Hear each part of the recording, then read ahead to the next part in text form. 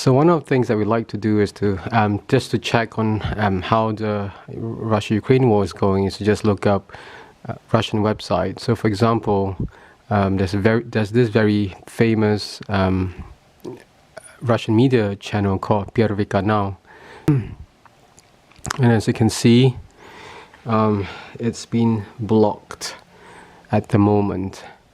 However, there's another channel that we went to more recently, which is this channel here, that has not been blocked yet.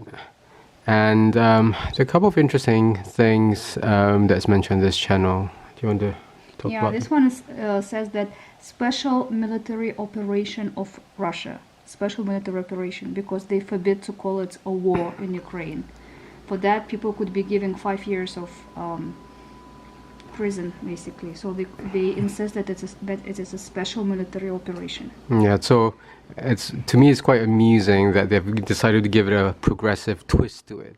So instead of saying it's war, it's no longer a war. We don't do war these days. We now do special operations.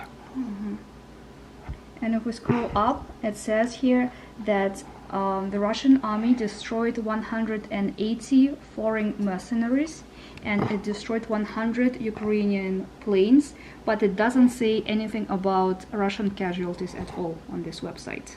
So it's only all about victories of the Russian army in Ukraine.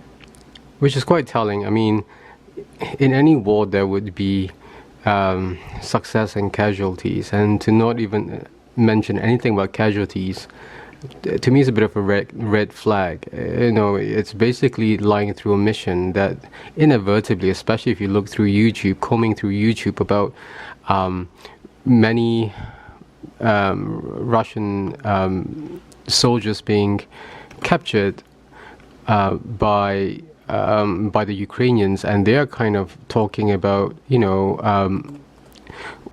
what their experience is like. So, for example, you just type Russian soldiers captured, and you know, you can see all these pictures and videos here of Russian soldiers who have been captured, and then they talk about how they were misled by the government.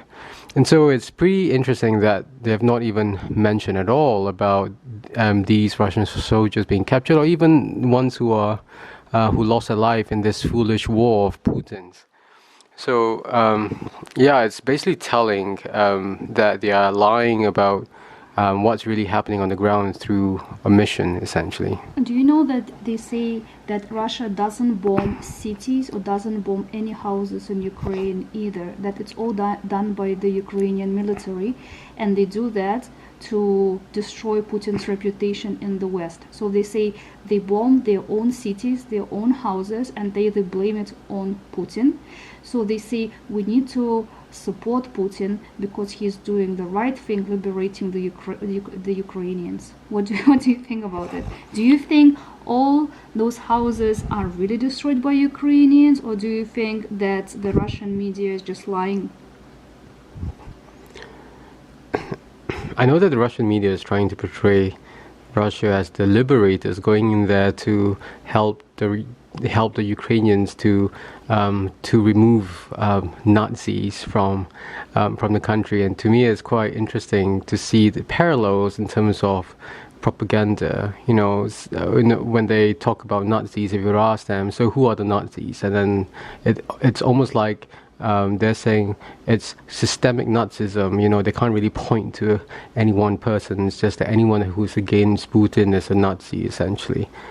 So there have been some claims, at least from what I understand from the Russian media, that all the apartments and hospitals that were bombed by the Ukrainians, and it seems as though, like, you know, any kind of civilian buildings which have been bombed, they're claiming that it's been bombed by the Ukrainians.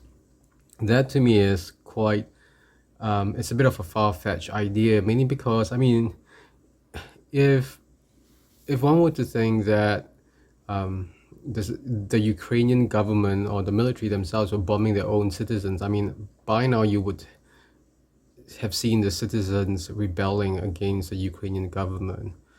And there would probably not be many people supporting or fighting for the country, but in contrast, that's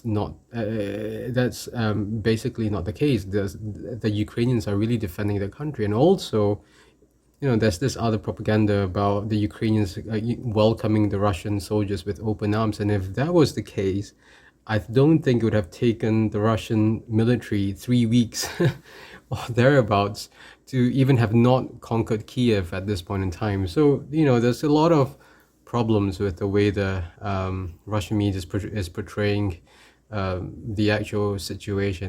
I mean, to even think about that, they've started censoring independent media, and to say that anyone who has contrary views are providing misinformation. It's pretty telling that they do not want the public to know things which are happening, and they want to control the narrative so that they can sway public opinion. Yeah, and I think they are very successful because 60% of the population in Russia believe that mainstream narrative, and that is very scary. Most of the people believe that the Russian army is in Ukraine to liberate Ukrainians from the Nazis, and then they are doing something good for Ukraine. That is a scary narrative. Yeah,